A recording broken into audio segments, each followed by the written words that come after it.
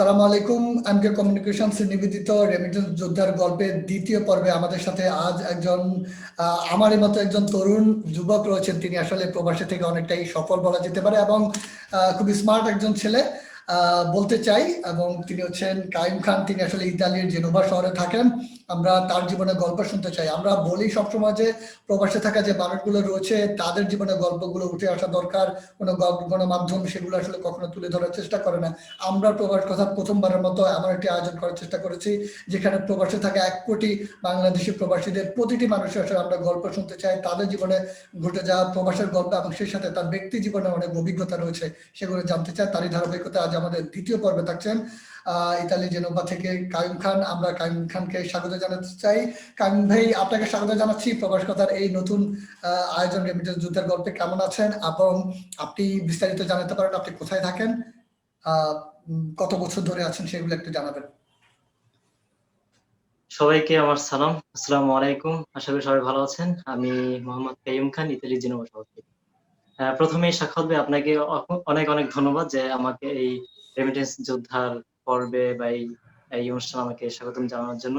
এবং সবচাইতে বেশি ধন্যবাদ প্রবাস কথাকে, কারণ তারা এত সুন্দর একটা প্ল্যাটফর্ম তৈরি করার জন্য এবং তারা এত সুন্দর সুন্দর মানুষের গল্প এই প্ল্যাটফর্মে তুলে ধরার জন্য। কারণ আমি বিশ্বাস করি যে যারাই প্রবাসে থাকে তারাই প্রত্যেকটা মানুষ এক একজন হিরো এবং তাদের প্রত্যেকেরই কোনো না কোনো গল্প আছে।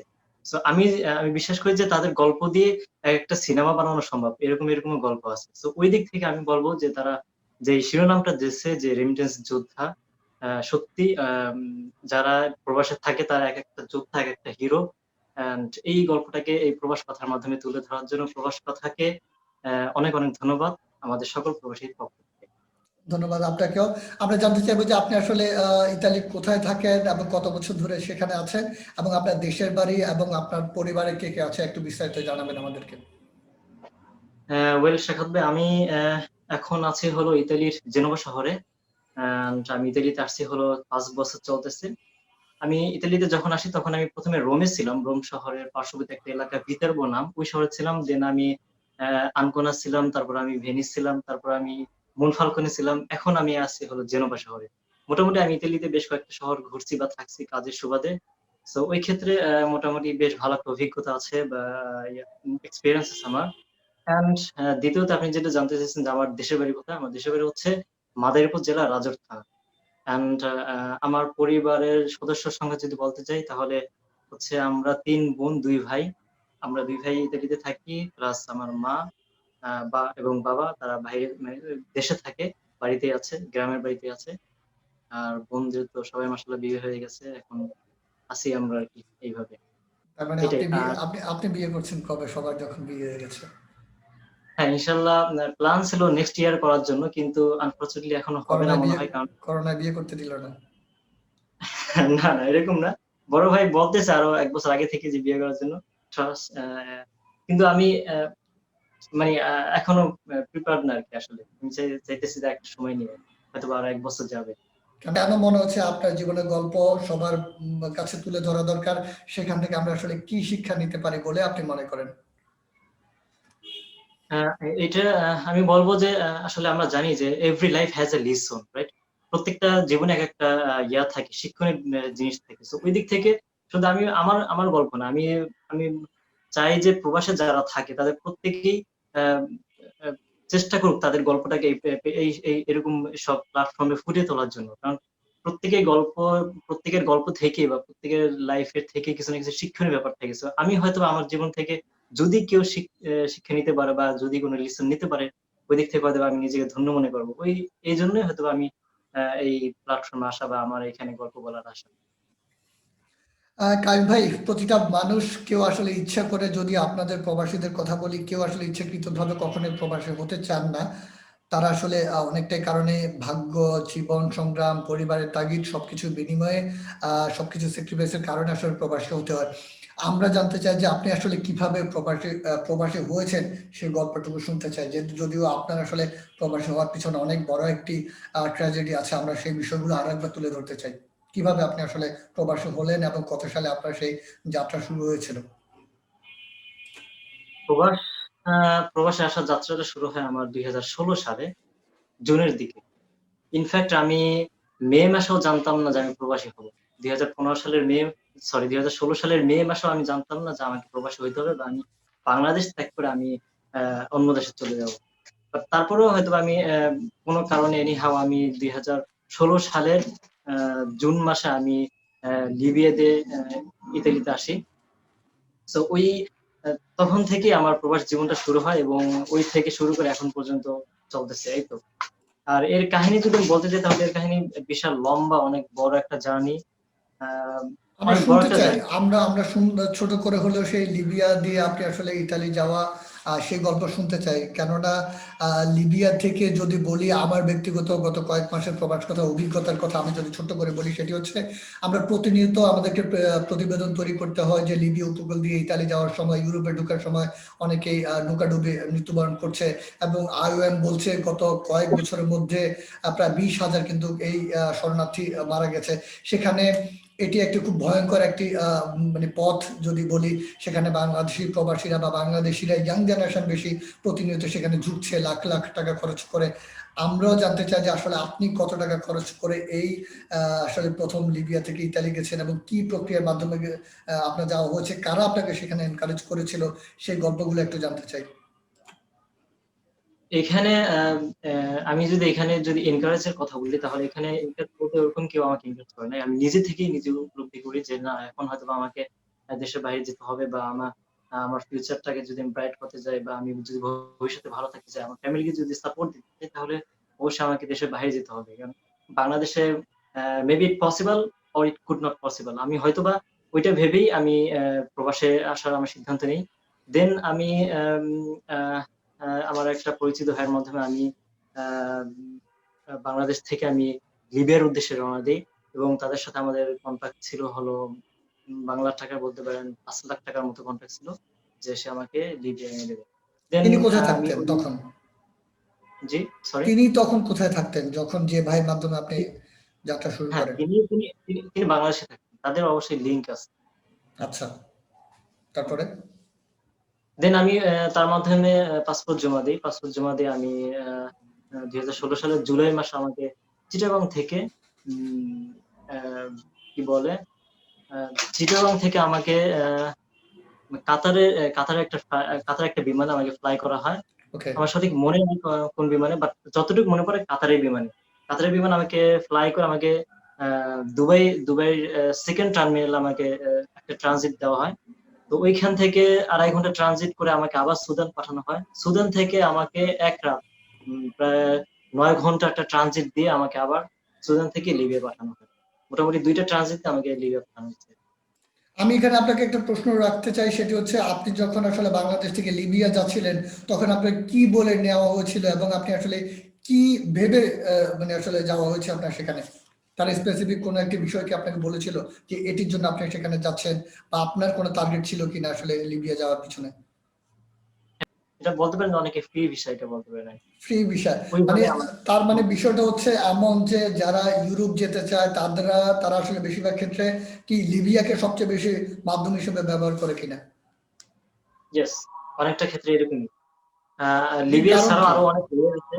আমরা জানি যে পাকিস্তান, তারপর তুর্কি, তারপর আম, আহ, স- আহ, স্লোভেনিয়া, তারপর অনেক অনেক তুরস্ক, এসব অনেক রাষ্ট্র দিয়ে ইতালিতে ইউরোপে বা ইউরোপে ঢোকা যায়। আর একটা পথ আছে, সেটা হচ্ছে লিবিয়া দিয়ে সাগর পার হয়ে এইভাবে আসা। তো আমি যখন আসি তখনকার সময় বা তার 2 বছর আগের থেকে ওই লিবিয়া দিয়ে ইতালিতে আসার সময়টা মানে খুব ভালো ছিল আর কি, জমজমাট ছিল আর কি। আচ্ছা, কারণ তার মানে এটি কারণ হিসেবে কি বলা যেতে পারে? আপনার কাছে কি মনে হয় কেন আসলে সবাই লিবিয়া দিয়ে ইউরোপ ঢোকার জন্য চেষ্টা করে, এবং এটি কেন সহজ কি না, বিষয়টা একটু জানতে চাই। সহজ বলতে আসলে এই অবৈধভাবে আসাটা তো আসলে কোনোভাবে সহজ না, কিন্তু তারপরেও লিবিয়াতে আসাটা আমার মনে হয় একটু সহজ। কারণ আমরা যদি দেখি যে বাই পথে যদি কেউ আসে তাহলে তাকে অনেক ধরনের বড় বড় বরফের পাহাড় পাড়ি দিতে হয়, তারপর অনেক ক্ষেত্রে বিশাল জঙ্গল পাড়ি দিতে হয়, যেটা হয় কিনা অনেকটাই রিস্ক। আমার জানা মতে আমার একটা রিলেটিভ আছে যে কিনা এই বরফ পাড়ি দিয়ে পাহাড় পার হতে গিয়ে তার পাও বরফ আটকে যায়, প্লাস তার জুতার ভিতরে বরফ ঢুকে সে ওই বরফ নিয়ে হাঁটতেছিল, এরকম একটা অবস্থায় সে অজ্ঞান হয়ে যায়, তারপর তাকে রেখেই তার সঙ্গে চলে যায়। আমরা তারপর যতটুকু শুনতে পারছি যে সে ওইখানে মারা গেছে, বরফে অন স্পটে মারা গেছে। সো এরকম তো আসলে অনেক অ্যাক্সিডেন্ট হয়। তো এই ক্ষেত্রে যারা বাইপথে আসে তাদের থেকে একটু বেশি রিস্ক। কারণ তাদের পুরা পথটাই রিস্ক। আর যারা লিবিয়াতে আসে তাদের রিস্কটা শুধু একমাত্র সাগর। এই ভূমধ্যসাগর এইটাই রিস্ক। যদি কেউ কোনোভাবে কোনো উছিলায় যদি এই সাগরটা পার হতে পারে, তাহলে তারা তো ইউরোপে চলে আসতে পারলো। আর যদি না আসতে পারে তাহলে তারা ওইখানেই ডেথ পায়। আমার একটা ব্যক্তিগতভাবে নিজের জানার আগ্রহ, সেটি হচ্ছে আপনারা যখন বাংলাদেশ থেকে কি আসলে এই লিবিয়া বা ইউরোপ যাওয়ার ক্ষেত্রে কি আসলে সমুদ্র ব্যবহার করে কিনা, নাকি প্রথমে ফ্লাইটে অন্য দেশে গিয়ে তারপর যেতে হয়? মানে সমুদ্র পথে বঙ্গোপসাগর দিয়ে কি আসলে যাওয়ার কোনো উপায় আছে কিনা? কিছুদিন আগে রোহিঙ্গাদের একটা দলকে আসলে দুঃখিত, বঙ্গোপসাগর থেকে কিন্তু উদ্ধার করা হয়েছিল। হুম। একমাত্র না মাধ্যম কি? ঐরকম ইউরোপে আসার ক্ষেত্রে ঐরকম নাই। আমি যতটা জানি ওইটা হয়তোবা সিঙ্গাপুর যাওয়ার ক্ষেত্রে হইতে পারে বা মালয়েশিয়া যাওয়ার ক্ষেত্রে হইতে পারে। কিন্তু ইউরোপে আসার ক্ষেত্রে আসলে এই বাংলাদেশ থেকে বঙ্গোপসাগর দিয়ে লঞ্চে বা সরি মানে শিপে করে বা জাহাজে করে, স্পিড যেতে বোটে করে। হয়ে নাই। তার মানে অন্য দেশ হয়ে তারপর হচ্ছে ইউরোপে প্রবেশ করতে হয়। হুম। আচ্ছা। আপনাকে বেশ কয়েকটা রাষ্ট্র পার হয়ে একমাত্র এটা বিমান দিয়ে আসা হয় আরকি। যদি লিবিয়াতে আসতে হয়। আচ্ছা, আপনারা আসলে কি করেছিলেন? কতদিন লিবিয়াতে ছিলেন? এবং লিবিয়া থাকাকালীন সময়গুলো কিভাবে আপনারা একসাথে কোনো কাজ করা হয়েছিল কিনা এটিও জানাবেন। না। লিবিয়াতে অ্যাকচুয়ালি আমি ১.৫ মাস ছিলাম। ১.৫ মাস আমি লিবিয়াতে থাকি। ওই সময়টা আমি আসলে লিবিয়াতে কোনো কাজ কাম করতে পারি নাই। কারণ আমার পাসপোর্ট লিবিয়ান যে দালাল ছিল তার কাছে আটকা ছিল। আ প্লাস আমার বের হওয়ার কোনো পরিস্থিতিও ছিল না তখন। কারণ আমি তাদের হাতে আটকা ছিলাম। তার সো মানে ওই ক্ষেত্রে আমি আপনাদেরকে এয়ারপোর্টে নামার পর তারা কি আপনাদেরকে দালালদের হাতে চলে যেতে হয়? সবাইকেই? হুম, এবং হুম। যারাই আসলে আপনি এই আপনি পথে যায় সবাইকে একই অবস্থা? হ্যাঁ, একদম সবার সেম একই অবস্থা। আমরা যখন বিমান থেকে নামি তখন নামার সাথে আমাদের কাছ থেকে পাসপোর্ট নিয়ে যাওয়া হয়। পাসপোর্ট নিয়ে গিয়ে আমাদেরকে মাইক্রোবাসে উঠিয়ে তারপর তাদের যে আস্তানা বা ঘর ওই ঘরে আমাদেরকে নিয়ে যাওয়া হয়। এ তো এই ক্ষেত্রে নামার কোনো জি, ঝুঁকি থাকে না। নামার পর বের হয়ে আপনার জি, আপনি নামার পর যে আগের যে যার মাধ্যমে আপনি সেখানে গেছেন তার সাথে কি যোগাযোগ করার কোনো পদ্ধতি ছিল না? বা যোগাযোগ বন্ধ হয়ে গেছিল? না তার সাথে যোগাযোগ হয়েছে বিমানে ওঠার আগ পর্যন্ত।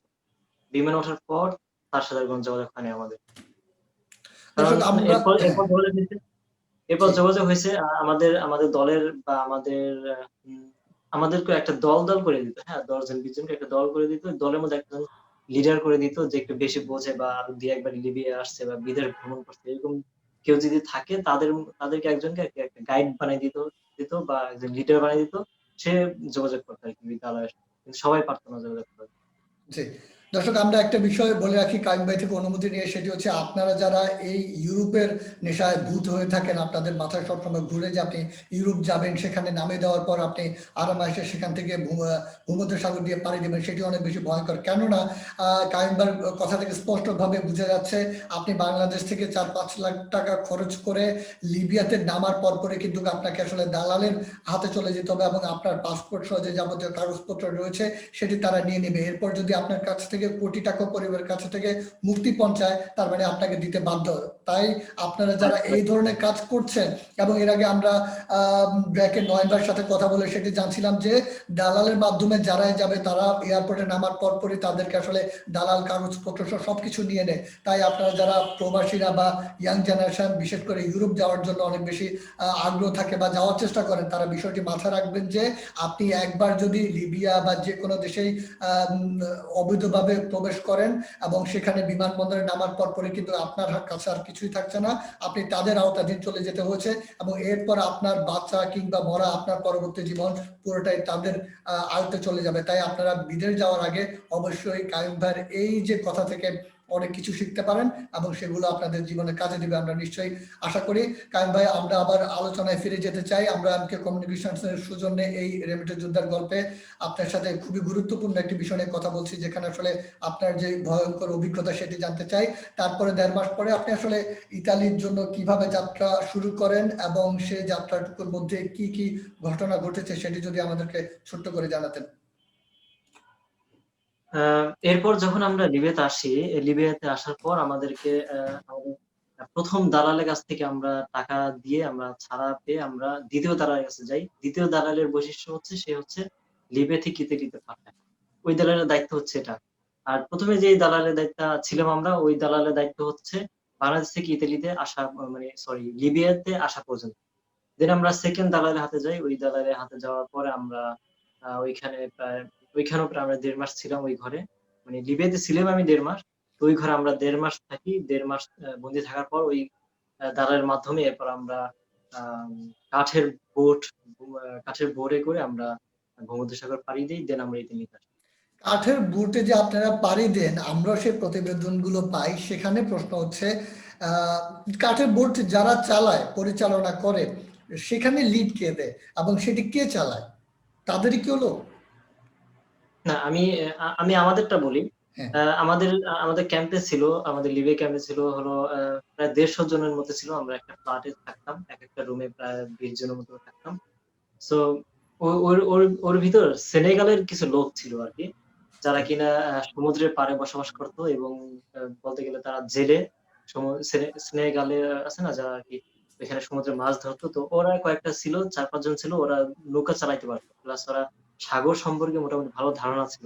বিশেষ করে ভূমধ্যসাগর। কারণ ভূমধ্যসাগর তো এই এখন নীরব আবার একটু পরে আবার উত্তাল হয়ে যায়। তো ওই ক্ষেত্রে কিভাবে একটা নৌকাকে ট্যাকেল দিতে হয় বা কিভাবে সেফটি আনা যায়, ওইটা ওরা মোটামুটি ভালো জানতো। সো ওই দিক থেকে আমাদের ভাগ্য ভালো যে ওইখানে আমরা ৪ জন লোক পাই। এরপর ৪ জন লোককে আমরা ২ জন ২ জন করে আমাদের দালাল আ ২ টা বডি দিয়ে দেয়। একজনের হাতে হলো একটা কাঁটা কম্পাস দিয়ে যায় যে কিনা আরকি ম্যাপের মাধ্যমে দেখে যে এটা হচ্ছে পশ্চিম, এদিকে ইউরোপ, আর এদিকে লিবিয়া, এদিকে এশিয়া। মানে সাগরে একটা ম্যাপ আছে তো। তো ওই ম্যাপ দেখে একজন হলো ম্যাপ দেখে আরেকজন হচ্ছে ইঞ্জিনের হাতল ধরে আরকি বোটটা চালায়। তো মোট ২ জন ছিল ওরা জি। ওরা আরকি ড্রাইভ করে আমাদেরকে নিয়ে আসে। ইউরোপে এশিয়ানদের থেকে আফ্রিকান লোক অনেক বেশি। আচ্ছা। কারণ আ আমরা সোজা ভাষায় বলতে গেলে যে কাইল্লা, কালা লোক জি, অনেক জি। ফ্যামিলিতে। আমরা যদি ২০ জন আসি ওরা আসে ৩০ জন। কোনো দেশেরই আসলে এরকম অভিযান চালানো হয় না? হ্যাঁ, তা তো অবশ্যই চালানো হয়। প্রত্যেকটা দেশে তো একটা নিজস্ব সমুদ্রের সীমা আছে এবং সবাই চেষ্টা করে সমুদ্রের সীমা বর্ডার দেওয়ার জন্য বা রক্ষা করার জন্য। জি, ওই ক্ষেত্রে লিবিয়ারও তো অবশ্যই আছে। কিন্তু লিবিয়ারটা আসলে একটু ছাড় দেয় যে আমরা যখন ফার্স্ট টাইম যখন আমাদের গেম হয় তখন আমরা ফার্স্ট টাইমে আমাদের গেমটা ফেটে যায় বা আমাদের নৌকাটা ফেটে যায়।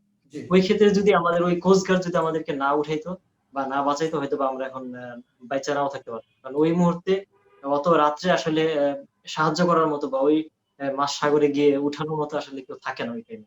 একমাত্র কোস্ট গার্ড ছাড়া। তো আ অবশ্যই ওরা মানুষের উপকার করে। না। কারণ আমাদের বোটটা তো ফেটে যায়। ০.৫ ঘন্টা চলার পরে আমাদের বোটটা ফেটে যায়। আচ্ছা। এরপর আমরা সবাই সমুদ্রে পড়ে যাই। জি, আমাদের সবার লাইফ জ্যাকেট ছিল।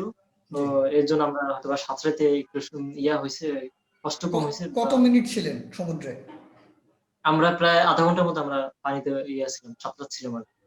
তখন আসলে মানে তারপরে কি অবস্থা আমাদের ছিল? যখন আসলে আপনার পানিতে মানে সাঁতার কাটছিলেন তখনকার অবস্থা যদি একটু বলেন যে আসলে তখন কি মনে হচ্ছিল আপনার কাছে ব্যক্তিগতভাবে? এবং তখন আসলে যেহেতু সাগর উত্তাল থাকে, সেগুলো কিভাবে আপনারা আসলে সামাল দিয়েছেন? যারা ছিলেন তারা কিভাবে এগুলো সামাল দিতেন? সত্যি কথা বলতে কি ভূমধ্যসাগরের পানি হয়তোবা আপনি জানেন একদম নীল। মানে কেরোসিন আছে না বাংলাদেশে? জি, জি, জি। কেরোসিন আর কতটা নীল তার থেকে বেশি নীল হচ্ছে এই পানিটার।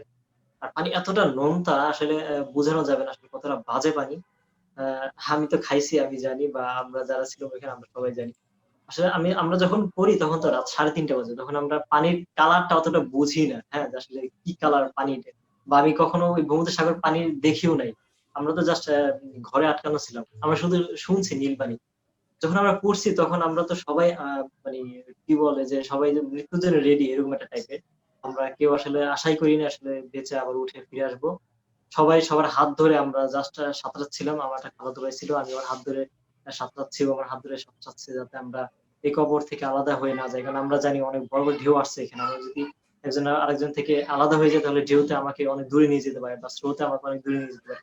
এইজন্য আমি ওর সাথে একটা কানেকশন রাখছিলাম, ও আমার সাথে একটা কানেকশন রাখছিল। যখন আমরা পড়ে যাই তখন আসলে আমরা ভাবি নাই যে আসলে আমরা আবার বাঁচবো। সবাই কয়েকজনের মোবাইল আমরা এই জিনিসটা একটা ইম্পোর্টেন্ট জিনিস আমরা বলি। সেটা হচ্ছে সবার মোবাইলটা আমরা পলিথিন দিয়ে আমরা গেম হওয়ার ১ ঘন্টা আগে আমরা সবাই পলিথিন দিয়ে, কসটিপ দিয়ে তারপর আ ভালো করে র‍্যাপিড করে নিছিলাম। কারণ আমরা জানি হয়তোবা আমরা পড়ে যাইতে পারি বা কোন কারণে যদি এনি তার হাউ মানে যদি মানে অনেকটাই নিশ্চিত হয়ে আপনারা সমুদ্রে নেমেছেন যে মানে আমার আসলে মরে যেতে হতে পারে, আবার আমি বেঁচেও যেতে পারি।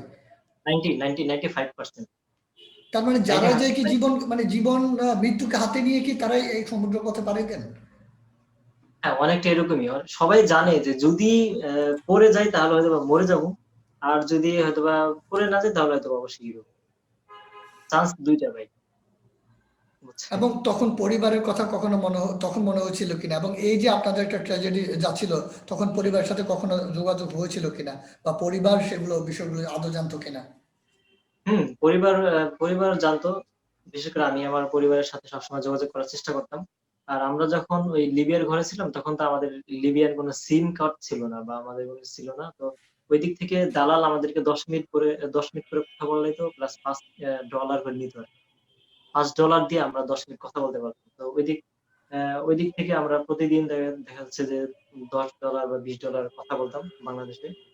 আমি প্রায় $৪০০ নিয়ে আসছিলাম বাংলাদেশ থেকে। আমি ৳৪০,০০০ ভাঙিয়ে আমি ডলার করে আমি নিয়ে আসছিলাম বাংলাদেশ থেকে। দেন আমরা সাগরে পড়ে যাওয়ার পর আমাদেরকে আবার উঠিয়ে নিয়ে যাওয়া হয়। দেন আবার সেই সেইম অবস্থায় আমরা সেই আগের ঘরে থাকি। ওইখানে ছিলাম ১৫ দিনের মতো ছিলাম বা ২০ দিনের মতো ছিলাম এরকম। এখানে ২০ দিনের মতো থাকার পর আবার আমাদেরকে গেম করানো হয়। ওই সেম টাইমে আমাদেরকে গেম করে আবার এটা কি বিশাল একটা সিন্ডিকেট কিনা দালালদের, এবং দালালদের কি বেশিরভাগই কি বাংলাদেশী কিনা? এটা অবশ্যই একটা সিন্ডিকেট প্লাস টাকার খেলা বুঝছেন। দালালও তো টাকার বুঝেনি। জি। তার মানে আপনি সেকেন্ড টাইম যখন পাড়ি দিয়েছেন তখন আসলে সেফলি ইতালিতে পৌঁছান এবং তখন কোনো সমস্যা হয় নাই। হুম। আপনি যারা আসলে দেশে আছে, যারা ইউরোপ যেতে চায় তাদের জন্য আপনার কোনো সাজেশন থাকবে কিনা? এবং আপনার নিজের ব্যক্তিগত অভিজ্ঞতায় কি বলবেন আপনি তাদের জন্য? এই বিষয় নিয়ে আমি অলরেডি আমার চ্যানেলে আমি অনেকগুলো ভিডিও বানাইছি বা আমি আমার জি। ব্যক্তিগত মতামত ইচ্ছা করলে আপনারা এখানে গিয়ে দেখে আসতে পারেন বা আমি এই প্রবাস কথা অলরেডি বলেছি। আপনারা যদি কেউ আসতে চান, আমি ১ম এ বলব যে আপনারা লিগ্যাল ওয়েতে আসেন। কারণ লিগ্যাল ওয়েতে আসারও অনেক উপায় আছে। শুধু যে আনলিগ্যাল ওয়েতে এসেই যে আপনি ইজিলি আসতে পারবেন বা আসতেই পারবেন এরকম কোনো গ্যারান্টি নেই। আপনি লিগ্যাল ওয়েতে অনেকেই আসেন। আমার অনেক ফ্রেন্ড আছে যারা কিনা স্টুডেন্ট হিসেবে কিন্তু ইতালিতে বা ফ্রান্সে আসছে। সো ওই দিক থেকে আপনারা ফার্স্টলি ট্রাই করবেন যে লিগ্যাল ওয়েতে কোনো উপায় আছে কিনা আসার জন্য। ওইটা ট্রাই করবেন। দেন যদি না থাকে আমি বলব না যে আপনারা আসেন এইভাবে। অবৈধভাবে আসেন আমি এটা বলব না। এটা আপনার ব্যক্তিগত মতামত বা ইচ্ছা। আপনি যদি আসতে চান আসতে পারেন। যেহেতু আপনি গত ৫ বছর ৪ বছর ইতালিতে থাকেন, সেখানে এমন একটা দিন আছে যেটা আপনার খুব খারাপ গেছে বা আপনার কাছে খুব খারাপ মনে হচ্ছে এই কাজটা কেন আমার সাথে হচ্ছে? উম আহ অ্যাকচুয়ালি আমার ঐরকম কোনো ইয়া নাই। কিন্তু আমি খুব একটা মজার ঘটনা বলি। জি। এটা খারাপই বলতে গেলে। আমি কিছুদিন আগে আমি ড্রোন দিয়ে ভিডিও করতে গেছিলাম। হ্যাঁ? আমি গ্রিসে শহরে যখন ছিলাম আমি ড্রোন দিয়ে ভিডিও করতে গেছিলাম। আমি ড্রোন দিয়ে ভিডিও করার সময় আমি জানতাম না যে ওই জোনে বা ওই এলাকাটায় বা ওই স্থানে ড্রোন উড়ানো নিষেধ বা পাশেই যে একটা পুলিশ স্টেশন আছে আমি এটা জানতাম না। ওই সময় নতুন ছিল। তো আমি ড্রোনটা উড়াইতে আমি ড্রোনটা আমার জাস্ট থানার নিকটবর্তী গেছে গা। তো ওইখান থেকে পুলিশ দেখছে এনিহাউ। সো পুলিশ আমার ড্রোন করতে আমার আসছে। ড্রোনটা খুব একটা হাই করি নাই। নিচ দিয়ে উড়াচ্ছিলাম। সো আমি ড্রোনটা আমি কেবল ল্যান্ড করাবো এর মধ্যে একজন পুলিশ এসে আমার বলতেছে যে, "তুই কি করতেছিস?" পরে বলতেছি যে, "দেখ আমি ড্রোন দিয়ে ভিডিও করতেছি।" পরে বলল যে, "ড্রোন দিতে।" পরে আমার ড্রোন নিয়ে গেল। তারপর আমাকে থানায় নিয়ে যাওয়া হয়। আসলে এই ঘটনা কেউ জানে না একমাত্র হ্যাঁ, আমরা শুনতে চাই। জানতে হ্যাঁ, চাইলে যে খারাপ খারাপ পরিস্থিতি বা খারাপ মুহূর্ত কি জি, এজন্য বলতে খারাপ চাচ্ছি। পরিস্থিতি। হ্যাঁ। হ্যাঁ, এরপর আমাকে থানায় নিয়ে যাওয়া হয়। আমাকে প্রায় ০.৫ ঘন্টা আমাকে আটকে রাখা হয়। তারপর আমার সব ইনফরমেশন নেয় ওরা। আমি কি করি, কোথায় থাকি বা কি করি বা কি কাজ করি, আমি ড্রোন কেন উড়াচ্ছি বা আমার লিগ্যালিটি আছে না কিনা যেটা কিনা ইতালিয়ান ভাষায় assicurazione বলে। ওইটা আছে কিনা। আমি বলতেছি দেখ আমি আসলে যে ড্রোনটা উড়াই এটা আসলে ওরকম কোনো হাইলি রিস্কি না। কারণ আমার ড্রোনের ওজন হচ্ছে ২৪৯ গ্রাম। আমি যতটুকু জানি যে লিগ্যাল হচ্ছে যে ২৫০ গ্রামের উপরে হলে আমাকে লিগ্যালিটি নিতে হবে বা সিকিউর সাইন করতে হবে। ওরা বলতেছে না তো ড্রোন কিনলে এটা করতে হবে। সো ওই দিক থেকে ওরা আমাকে সবকিছু ইনফরমেশন নিয়ে যায়। তারপর আমার ডকুমেন্ট বা আমার যেই লিগ্যালিটি ওইখান থেকে আমার সব ইনফরমেশন নিয়ে ওরা কম্পিউটার জিটি করে রাখে। দেন ওরা বলে যে ফার্দার কোন টাইমে যদি তুই ড্রোন উড়াস বা কোন অনুমতি ছাড়া যদি ড্রোন উড়াস তাহলে তোকে মুলতা করা হবে যেটা ইতালিয়ান ভাষায় বাংলায় বলে যে জরিমানা করা হবে। আপনার ভালো একটা অভিজ্ঞতার কথা শুনতে চাই। মানে খুব ভালো একটা স্মৃতি। ভালো একটা স্মৃতি ভালো একটা স্মৃতি অনেক আছে। তারা ওইখান থেকে বলতে পারি যে ভাই ভালো স্মৃতি একমাত্র ইউরোপে আসার পরে সবার একটা সেকেন্ড স্বপ্ন থাকে সেটা হচ্ছে মানে লেগ্যালিটি পাওয়া। ইউরোপে আসলেই তো আসলে সবাই ফ্রি যদিও সবাই ফ্রি ভাবে চলাফেরা করতে পারে বা কাজকাম করে। মানে ন্যারো ওয়েতে কাজকাম করতে পারে, কিন্তু আসলে লিগ্যাল ভাবে থাকা, লিগ্যাল ভাবে বসবাস করা, লিগ্যাল ওয়েতে ইনকাম করা, এটা আসলে সবার একটা ইচ্ছা থাকে। তো ওই দিক থেকে আমি যখন আমার ডকুমেন্ট পাই বা গ্রিন কার্ড যেটা বলে ওইটা যখন পাই, তখন থেকে ওই সময়টা আসলে আমার থেকে আসলে কেউ হ্যাপি হয় নাই আরকি। আমি এই এটি কত পর্যন্ত সালে? আমার লাইফে। হ্যাঁ, এটা কোন সালে? হ্যাঁ, এটি কত সালে? এটা 2018 তে। যে আমি স্টিল আলহামদুলিল্লাহ অনেক ভালো আছি। আমি ইতালিতে একটা ফিনকান্তিরিতে জব করি। এটা হচ্ছে ক্রুজ শিপ বানায় ওরা। বলতে গেলে শিপইয়ার্ড বলতে পারেন। সো আমি ইতালির একটা শিপইয়ার্ড কোম্পানিতে চাকরি করি এবং এখানে মোটামুটি আলহামদুলিল্লাহ আমার বেতন অনেক ভালো আছে। সো ওভারঅল আমি আলহামদুলিল্লাহ অনেক ভালো। জীবনে কি হওয়ার স্বপ্ন ছিল সেটি কতটুকু হতে পেরেছেন? কি প্রতিটা মানুষের তো জীবনে একটা স্বপ্ন থাকে। জীবনে যেটা হইতে চাইছি আসলে সেটা তো এখন আর পসিবল না। কারণ আমি হইতে চাইছিলাম যে ভালো একটা টিচার হইতে চাইছিলাম এবং আমার পেশাটাও আস্তে, আস্তে ওইদিকেই নিতে চাচ্ছিলাম আমি যখন বাংলাদেশে ছিলাম। কিন্তু এরপর যখন অভিবাসী বা আমি যখন প্রবাসী হই, এরপর আসলে ওইটা সম্ভব হয়ে ওঠেনি। সো আসলে যেটা ইচ্ছা ছিল ওইটা পারিনি, হয় নাই আরকি। এটা কি ধরেন আপনি ইউরোপে থাকবেন, কোটি কোটি টাকা ইনকাম করবেন, অনেকটা মানে সফল হতে পারবেন, কিন্তু দিন শেষে কি এই যে শিক্ষক হতে পারলেন না, যেটি আপনার স্বপ্ন ছিল ছোটবেলা থেকে, সেই আফসোসটা কি আপনার কাছে কখনোই থাকবে কিনা, এবং হচ্ছে যে আপনার কাছে এখনো কখনো সেটা মনে হয় কিনা বা খারাপ লাগে কিনা? হ্যাঁ, অবশ্যই খারাপ লাগে। কারণ এটা তো আসলে এক ধরনের আরকি না চাইতে একটা জিনিস পাওয়া। এটা হচ্ছে ইউরোপ। আমি তো আসলে ইউরোপে ওরকম চাই নাই যে আসলে ইউরোপে আসলে আমি টাকা ইনকাম করতে পারবো, ভালো থাকতে পারবো। এটা তো আসলে আমার ১ম অবস্থা আমার এম ইন লাইফ ছিল না। আমার এম ইন লাইফ ছিল যে আমি ভালো একটা টিচার হব। সো ওই দিক থেকে আমার অবশ্যই আ আফসোস বা হতাশা আছে যে আমি হইতে পারলাম না বা আ কেন? ইচ্ছা আপনি ছিল। আপনি আপনি তো তাহলে হচ্ছে যেহেতু শিক্ষক হতে চেয়েছিলেন, সে পেশাও ছিলেন, কোচিং সেন্টারের সাথে জড়িত ছিলেন। তাহলে কেন আপনি আসলে বিদেশে মানে যাওয়াটাকে সবচেয়ে বেশি প্রাধান্য দিলেন? কেন বা আপনাকে আসলে বিদেশে যেতে হবে, যেখানে স্বপ্ন ফেলে রেখে আসলে চলে যাওয়া? এটা হচ্ছে ওই যে আমি বললাম না ব্যক্তিগত কিছু কারণ আছে। ওইটা ছাড়াও আচ্ছা। আসলে পারিপার্শ্বিক অনেক কারণ থাকে। যেমন ধরেন আপনার ব্যাচে যদি আপনার ১০ জন ফ্রেন্ড থাকে, তো এখান থেকে যদি আপনি ৮ জনে যদি আপনি দেখেন যে আপনার পাশে নাই, আপনার সাথে হুম, নাই, তারা খুব ভালো অবস্থায় চলে গেছে। তারা বিদেশে এখন লাখ, লাখ টাকা ইনকাম করতেছে। ওই দিক থেকে আসলে আপনি কিছুটা হলেও ভেঙে পড়বেন মনে ভেঙে হয়। পড়বেন। ওই দিক থেকে আপনাকে কিছুটা তাড়না দেবে যে হ্যাঁ, হ্যাঁ, তোকেও যাইতে হবে এই পথে। সো ওই দিক থেকে বলতে পারেন যে পারিপার্শ্বিক অবস্থা বা পারিপার্শ্বিক আ ইয়াটাও আসলে অনেকটা ইফেক্ট করে আসলে। প্রবাসের থেকে আপনি কি সবচেয়ে বেশি মিস করেন? আপনার কাছে মনে হয় এই জিনিসটা আমি সবচেয়ে বেশি মিস করি। দেশে থাকাকালীন কোনো একটি বিষয় বা কোনো একটা জিনিস সবচেয়ে বেশি মিস করেন? আসলে এটা উত্তর দিতে গেলে খুবই কমন একটা উত্তর হয়ে যাবে। সবাই বলে, আমিও বলি। আমার মায়ের হাতের খাবার বা আমার মায়ের আদরটা অনেক মিস করি। যেহেতু আমি অনেক দূরে থাকি। হয়তোবা এখন ভার্চুয়াল কারণে হয়তোবা ফোনে কথা হয়, ভিডিও কলে ঐরকম কোনো ফিল থাকে না। আমি আমার মায়ের আদর বা মায়ের খাবারটা অনেক মিস করি। দেশে কি এখন একবারও আসা হয় নাই? না, এখনো হয় নাই। এই বছর প্ল্যান ছিল, বাট করোনার ওকে। সিচুয়েশন হয় নাই। আচ্ছা, আপনার পড়াশোনা আসলে কোথায় করেছেন এবং কতটুকু পড়াশোনা করেছিলেন? আমি এই পড়াশোনা আমাদের একটা লোকাল কলেজেই করি, আমাদের মাদারীপুরের শেখ রাসেল ডিগ্রি কলেজে আমি পড়ালেখা করি। ইন্টার পাস করি। ওইখান থেকে আমাদের মাদারীপুরের সবচাইতে নামকরা যে কলেজটা নাজিমুদ্দিন কলেজ। এখন যেটা নাম পরিবর্তন হয়ে মাদারীপুর সরকারি কলেজ হয়েছে। সো ওই কলেজে আমি অ্যাডমিশন নেই। প্লাস এখানে কিছুদিন ক্লাসও করি। এরপর আসলে যাওয়া হয় না। চলে আসছি আমি। বন্ধু-বান্ধবের সাথে থাকাকালীন সময়ে স্কুল বা কলেজ বা বিশ্ববিদ্যালয় জীবনে এমন একটা মজার ঘটনা শুনতে চাই, যেটা আসলে মানে এখনো আপনাকে মাঝে মধ্যে হাসায়, কিংবা বন্ধু-বান্ধবের সাথে কথা বলার সময় সেটি মনে পড়ে? আসলে অনেক, অনেক স্মৃতি আছে ভাই, অনেক স্মৃতি আছে। খুব মজার একটা ঘটনা বললেন, যেটা আসলে আমরা জানতে চাই বন্ধু-বান্ধবদেরকে নিয়ে, বা কোনো একটা মজার ঘটনা যেটা সবচেয়ে বেশি আপনাকে আসলে আনন্দে দেয় বা হাসায়।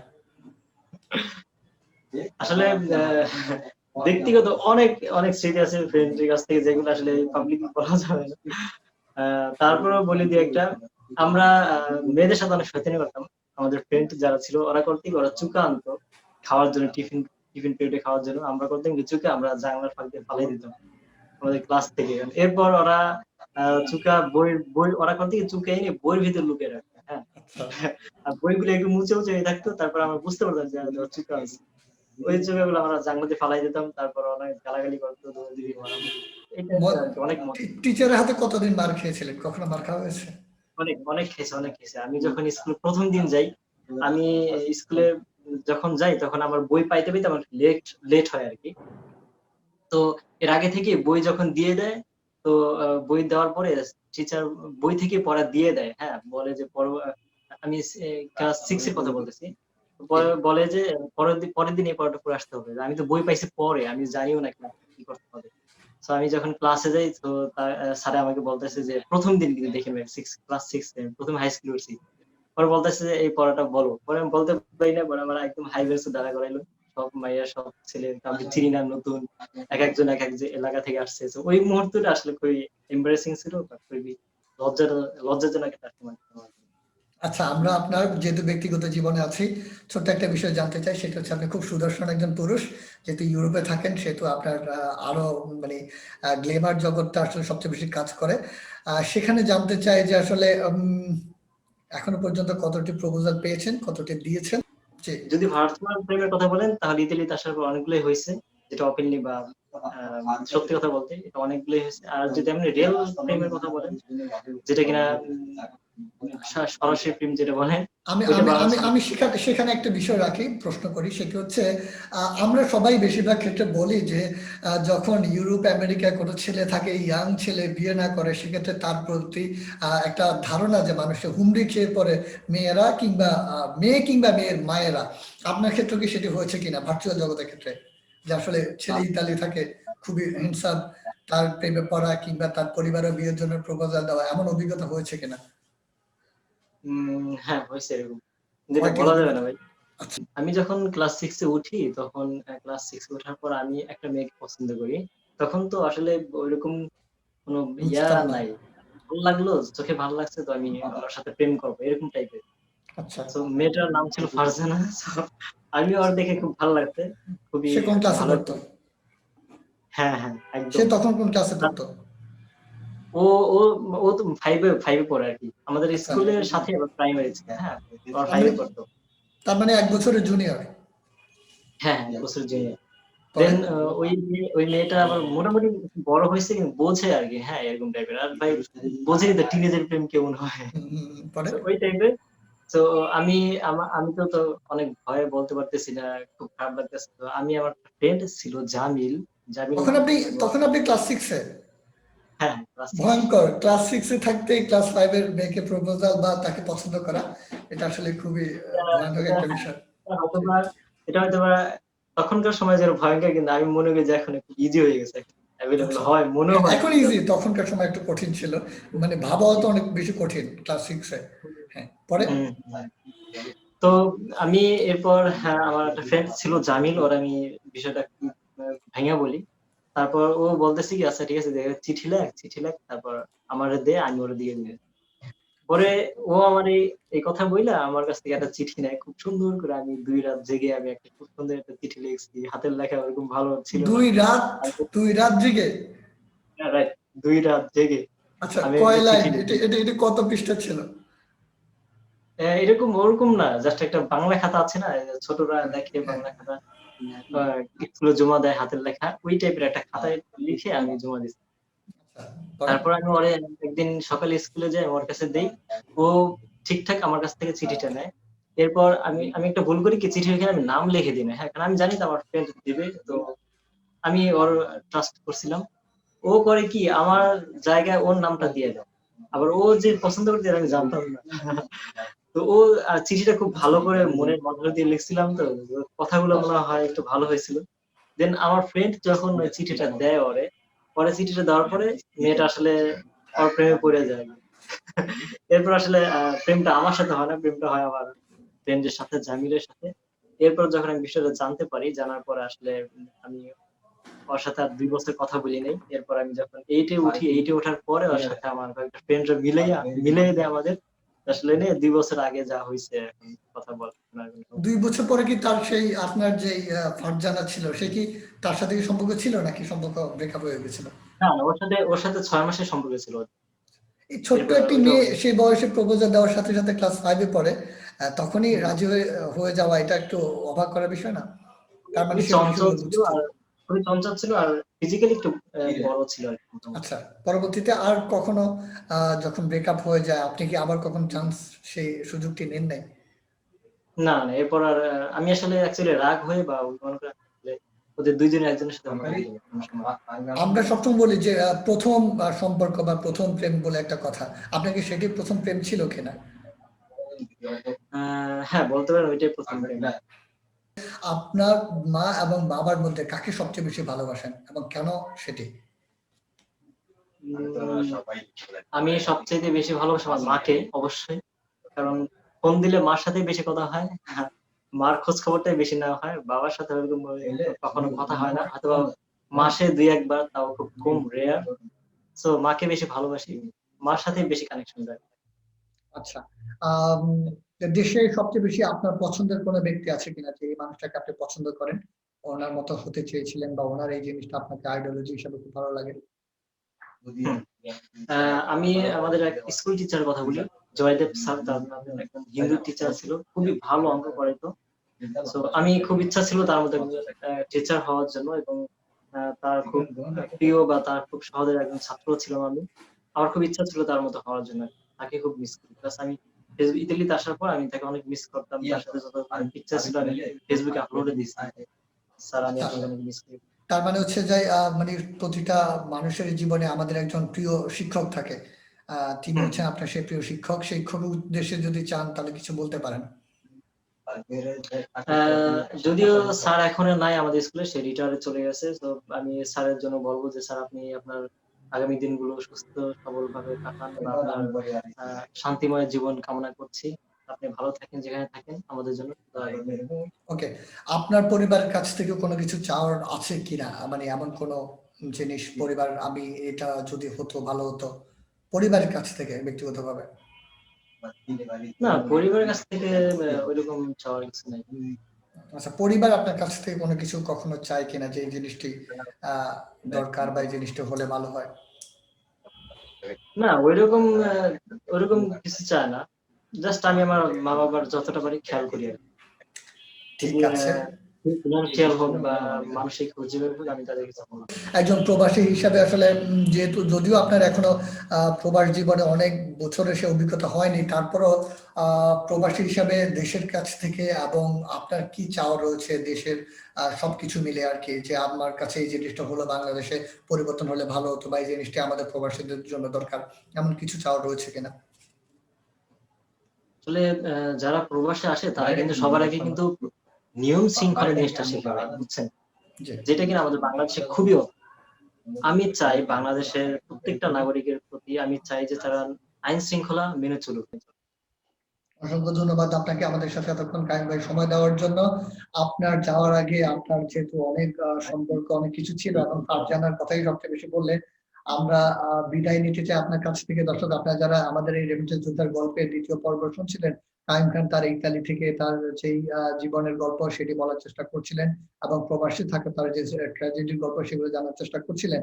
আমরা সেগুলো শুনছিলাম। আমরা যাওয়ার আগে কায়েম ভাই থেকে বিদায় নিতে চাই এবং বিদায় নেওয়ার আগে কায়েম ভাই সেই ফারজানার জন্য যদি ২ লাইন গান গেয়ে শোনাতেন। তুমি আর তো কারো নও শুধু আমার যত